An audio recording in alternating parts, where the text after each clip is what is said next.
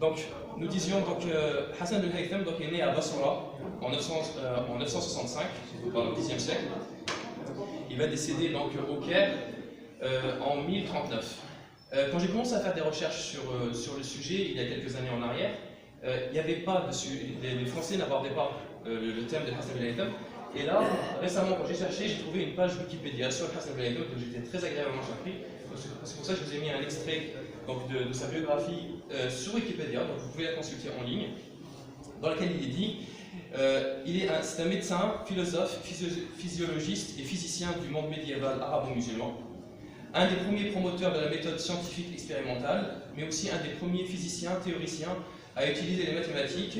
Il s'illustre par ses travaux fondateurs dans le domaine de l'optique physiologique et de l'optique. Certains, pour ces raisons, l'ont décrit comme le premier véritable scientifique. Donc voilà l'extrait de Wikipédia. Ce qui m'interpelle surtout, c'est le fait qu'ils reconnaissent que c'est un des premiers promoteurs de la méthode scientifique expérimentale, et ça c'est une vérité. Avant lui, donc il faut se remettre dans le contexte, on est au 9e siècle. Au 9e siècle, pour l'instant, le phare du savoir, on va dire, c'est les philosophes, c'est les Grecs. Et la philosophie, c'est juste raisonner pour essayer de trouver la vérité. Mais les philosophes ne font pas confiance aux sens, parce qu'ils disent que les sens peuvent être dupés. On peut voir un mirage, on peut penser voir quelque chose, on peut penser entendre quelque chose. Donc ils disent que les sens peuvent être dupés, donc on peut trouver la vérité que par le raisonnement. Et donc ils vont faire plein de théories, etc. Il y a plein de livres philosophiques. Les musulmans vont venir, et c'est ça qui est très important, c'est que Hassan ibn Haytham fait partie d'autres, il n'est pas le seul, mais qui vient avec une nouvelle pensée, une pensée religieuse musulmane, dans laquelle on a un livre qui cette fois-ci ne vient pas d'un philosophe, il vient d'Allah subhanahu wa ta'ala lui-même. Et dans ce livre, Allah subhanahu wa ta'ala, il nous donne une série de tests pour tester le livre, pour vérifier ce qui vient bien de Dieu ou pas. Il dit, si vous pouvez reproduire ne serait-ce qu'une sourate, alors rejetez le livre. Il dit, si vous trouvez une contradiction, ça veut dire qu'il ne vient pas de Dieu. Donc il y a des tests à faire soumettre à la parole d'Allah. Comment, après avoir vu ça, comment accepter la parole d'un philosophe sans brancher et sans la mettre en doute et la tester?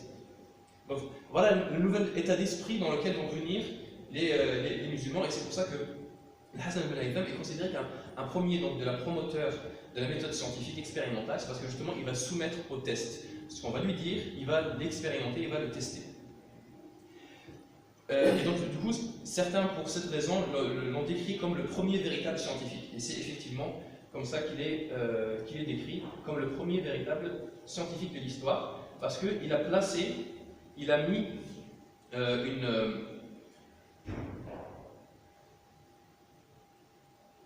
image, encore une autre. Il a placé donc une méthode à l'expérimentation. Donc il va décrire précisément comment est-ce que l'expérimentation doit être menée. Donc combien de fois il faut la répéter, il faut garder un groupe témoin qui ne va pas lui faire subir l'expérimentation pour voir comment il évolue tout seul. Ça se trouve, la chose que tu as testée sans l'avoir fait simuler l'opération, elle aurait évolué aussi, donc il faut pouvoir observer les deux, etc. Donc toute cette méthode-là, c'est lui qui va être le fondateur. Donc Hassan, on a dit, Hassan ibn Haytham est né en 965 à Basra, dans l'actuel Irak, où il reçut une éducation qui est compléta cependant dans la ville de Bagdad. Hassan fut l'un des premiers à énoncer les lois de la démarche scientifique, comme je viens d'expliquer. Hassan inventa un moyen de corriger ses erreurs, une méthode systématique et implacable, pour débarrasser son raisonnement de tout préjugé. Et là, on a un extrait d'un de ses livres, regardez ce qu'il dit. La recherche de la vérité est ardue. La route qui y conduit est semée d'embûches. Le chemin pour y aller, c'est difficile, il y a beaucoup d'obstacles. Pour trouver la vérité, il convient de laisser de côté ses opinions et ne pas faire confiance aux écrits des anciens. Là, il remet en question le philosophe. Vous devez les mettre en doute et soumettre chacune de leurs affirmations à votre esprit critique. Ne vous fiez qu'à la logique et l'expérimentation, jamais à l'affirmation des uns et des autres. Ne pas parler personne sur parole, il faut tester ce qu'ils disent. Les uns et les autres, car chaque être humain est sujet à toutes sortes d'imperfections. Dans notre quête de la vérité, nous devons aussi remettre en question nos propres théories à chacun de nos recherches pour éviter de succomber aux préjugés et à la paresse intellectuelle. Là, il va encore plus loin, il dit remettre en question ses propres opinions, ses propres théories, pour ne pas être feignant intellectuellement. Donc, vous pouvez aller chercher plus loin. La paresse intellectuelle. Agissez de la sorte et la vérité vous sera révélée. Donc, j'ai vraiment beaucoup aimé ce passage, qui explique bien son opinion. il faut bien garder à l'esprit que cette façon de voir, elle est nouvelle. Pour l'instant, personne ne réfléchissait comme ça. À l'époque, on fait confiance à quelqu'un qui a l'air connu, qui a l'air savant. On cite le nom de quelqu'un, on dit il a dit ça, ça y est, les gens, tout le monde se tait. Ah bah si Aristote a dit, ça y est, c'est évident. Non, là, cette façon de penser musulmane, de dire on remet en question, ça c'est tout nouveau. Et je voulais également vous partager donc, une autre citation que j'ai trouvée de lui, sauf que je pense que l'audio ne fonctionne pas. Voilà, donc l'audio ne fonctionne pas. Bon, bah tant pis, c'est une citation en arabe, je vais vous la répéter. Donc il dit il se peut qu'un mort soit vivant par le savoir, et il se peut qu'une personne que tu vois passer, tu le prends pour un vivant, mais en réalité il est mort par son ignorance et son intérêt aux futilités. Et il dit ne te fais pas leurrer par la vie. Si elle est remplie d'ignorance, elle n'est rien. Donc pour lui, le seul moyen, oui, il dit d'ailleurs, le seul moyen d'accéder à l'immortalité, ici-bas, c'est par le savoir. Donc ensuite, je vous ai trouvé un extrait d'un documentaire sur lui, donc là c'est carrément un documentaire. Donc ça c'est un londonien, donc c'est un anglais, qui va expliquer les théories de Hassan ibn al-Haytham. Donc il explique donc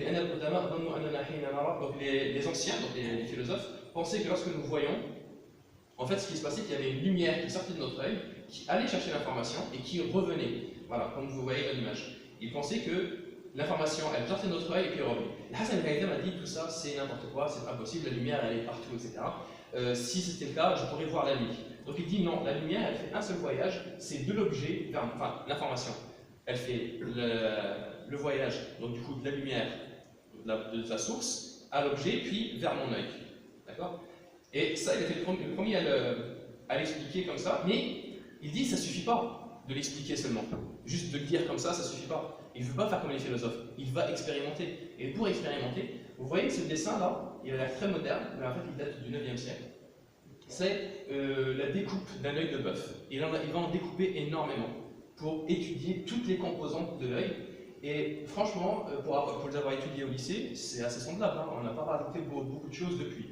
On a tous les éléments, même le nerf optique et tout, on a tous les éléments. Et il va décrire très précisément ce qui se passe à l'intérieur de notre œil. Il va essayer de comprendre. Vous voyez, il va rédiger beaucoup de textes et tout. Et puis, il va essayer de comprendre comment fonctionne l'œil. Il va spécialiser un peu dans l'optique. Et c'est en soi qu'il y a une référence. Tout ça, c'est son travaux. Vous voyez, il a même carrément le dessin du nerf optique, comment il part des yeux pour aller vers le cerveau et le fait qu'ils se croisent à un moment donné. Même ça, au 9e siècle, il l'avait déjà saisi et il avait déjà dessiné et expliqué. Et vous voyez la taille de ses livres, donc la taille des livres qu'il a consacrés au sujet.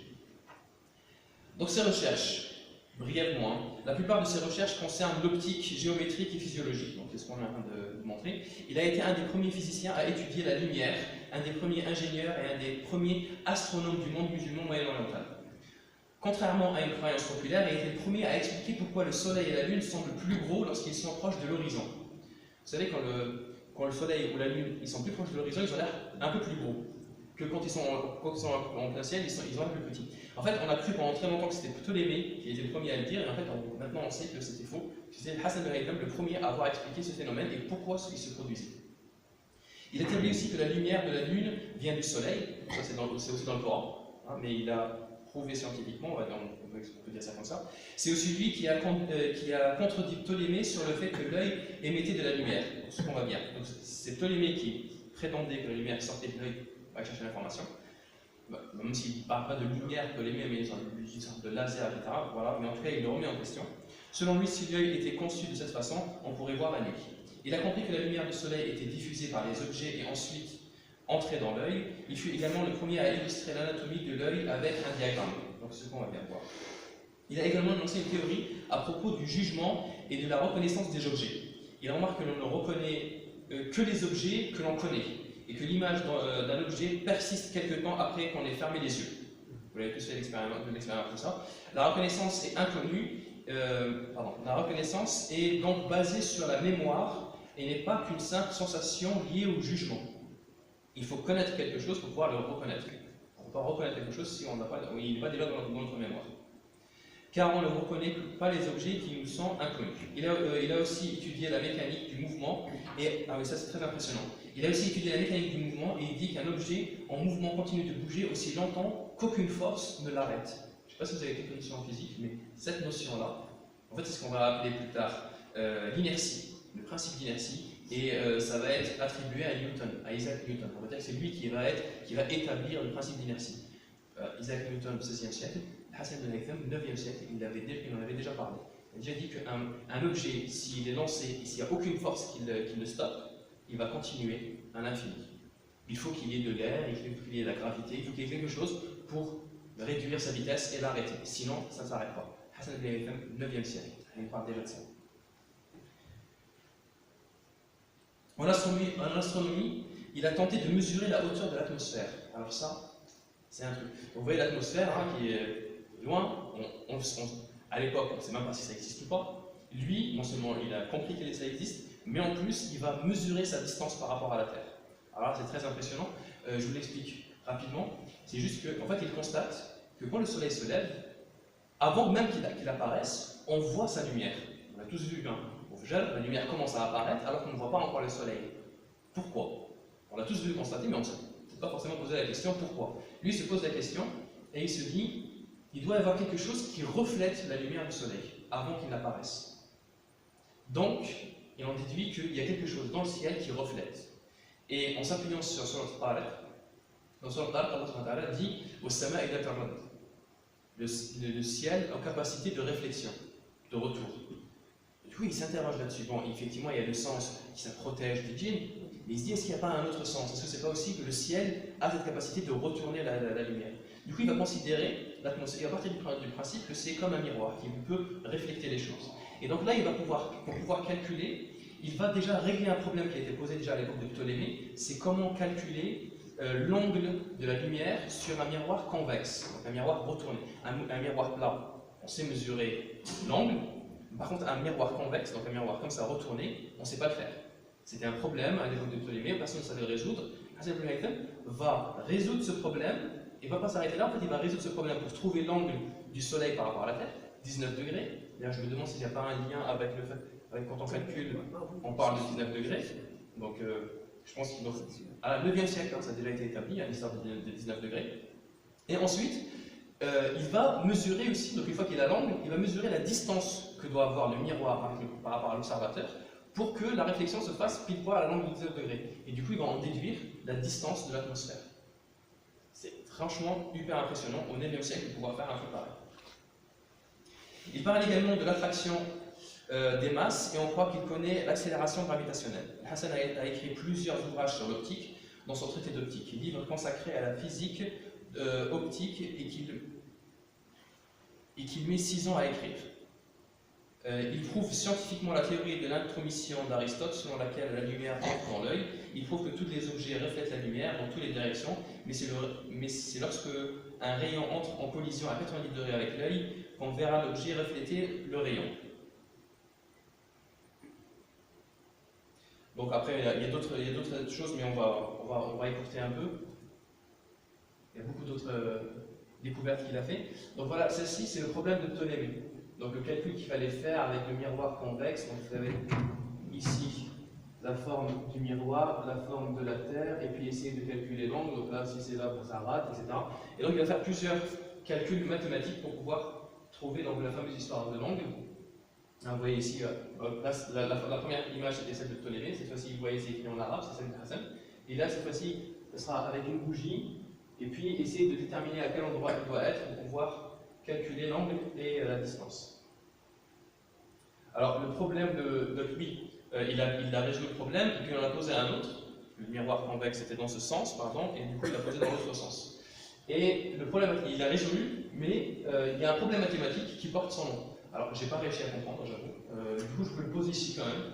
Voilà, si vous voulez aller jeter un coup d'œil sur internet, ça s'appelle le problème d'El Hassan. Le problème d'El Hassan, c'est un problème mathématique, il porte son nom. Voilà. Comme il parlait de l'éternité par le savoir, son nom reste grâce au problème mathématique qu'il a posé. Donc là, c'est aussi une autre de ses inventions, Al-Qamar. Alors ça, c'est un morceau sur lequel je voulais m'arrêter un petit moment. Une de ses découvertes principales, grâce à toutes ces découvertes sur l'œil et sur la lumière, comment elle fonctionne, il comprend une chose très importante. Premièrement, tout ce qui reçoit de la lumière la reflète. D'accord? Pourquoi, si tout ce qui reçoit de la lumière la reflète, on ne voit pas une projection sur ce mur-là, par exemple? Pourquoi est-ce que je ne vois pas la salle? En fait, je vais l'expliquer tout simplement, c'est qu'en fait, la lumière, quand elle va arriver, elle va se refléter dans tous les sens et des milliers et milliers de lignes de couleurs. Donc il comprend déjà que la lumière, elle se dirige en ligne droite. D'accord? Et donc il va dire que ça ne peut pas marcher sur ce mur-là, parce que ce mur-là, il reçoit aussi des milliers et des milliers d'informations. Elles viennent de partout, dans tous les sens. Elle prend du mur, du sol, de vous et moi, etc. Donc du coup, il va prendre une couleur neutre, la lumière blanche. La lumière blanche et la lumière neutre. C'est pour ça que nous aussi, on ne reflète pas la lumière des autres, on n'est pas des miroirs hein, quand on se croise, on a notre couleur propre, parce que justement on reflète beaucoup d'informations, et donc du coup on ne peut pas refléter ce qui est en face de nous. Mais du coup il se pose une question, et si je faisais passer tous ces rayons dans un trou, de sorte à ce qu'il n'y ait qu'une seule information qui arrive sur mon écran, sur mon mur. Donc si par exemple entre cette salle et le mur, je mettais un autre mur dans lequel je mettrais un seul trou. Du coup, je forcerai les rayons à passer chacun par ce trou. C'est ce qu'il va le faire lorsqu'il va appeler le qumra. Le qumra, en arabe, ça veut dire une pièce sombre, c'est ça? Une chambre noire. Non? Chambre noire. Chambre noire. Donc, il va prendre une chambre noire, et dans laquelle, vous voyez, il a mis un trou là, au fond, et il va pouvoir observer quelque chose à l'intérieur. Donc, je vous ai carrément trouvé un extrait d'un documentaire qui explique très précisément. Donc, vous voyez, il faut avoir un trou de ce côté, et il explique qu'en fait, toute la lumière qui est à l'extérieur, elle va passer à l'intérieur. Ce qu'ils savent lire en arabe, c'est autonome.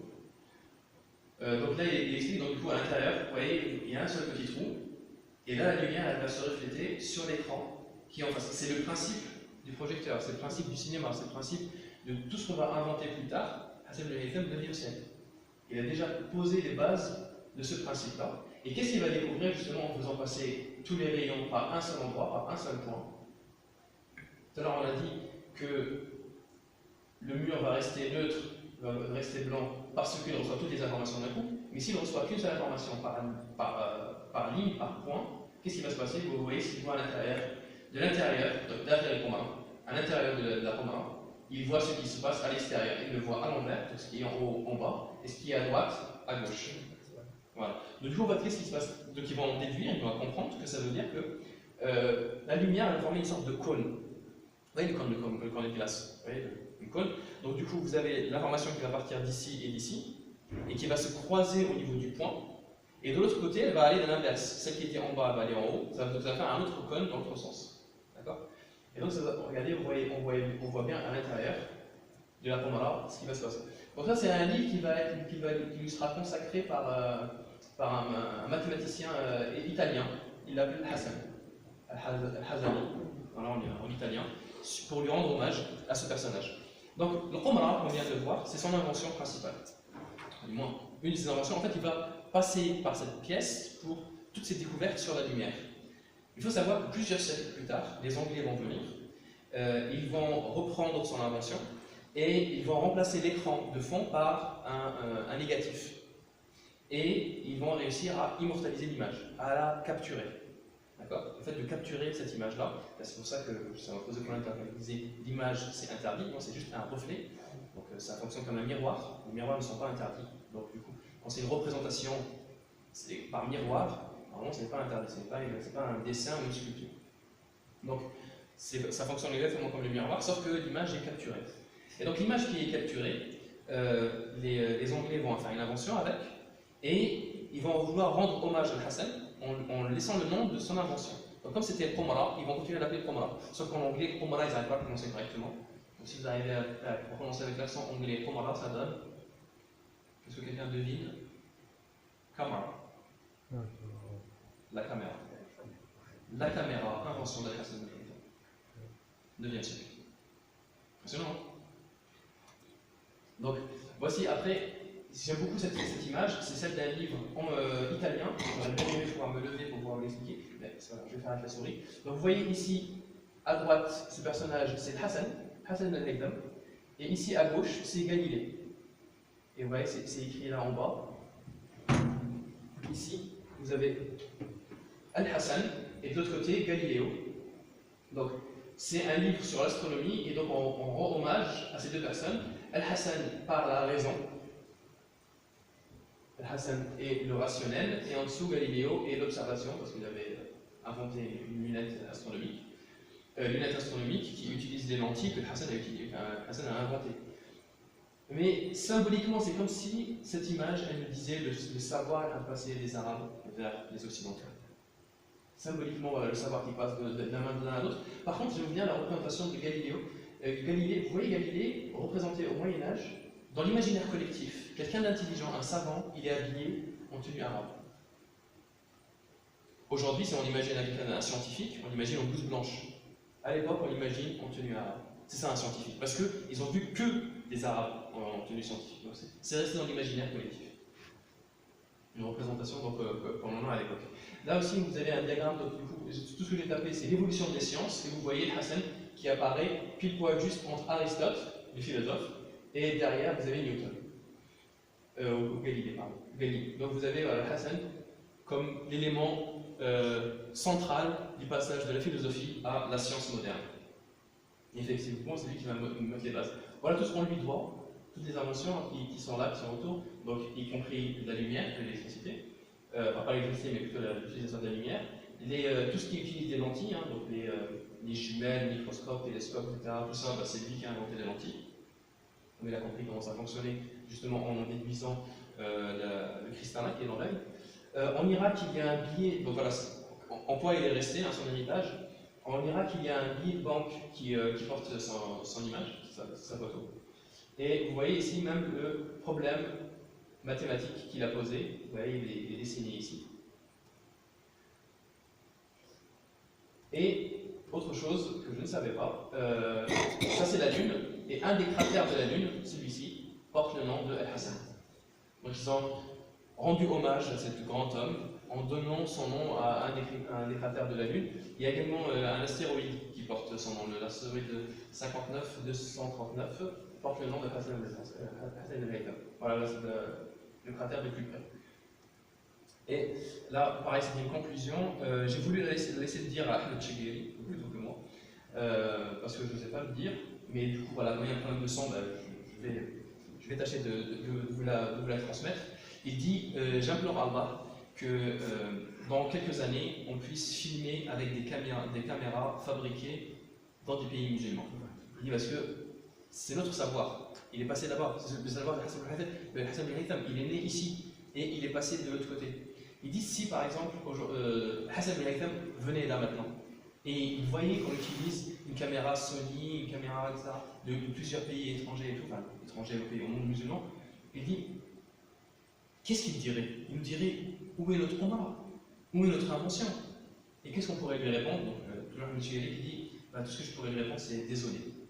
En 700 ans, il n'y a eu aucune génération qui a pu construire sur ton savoir.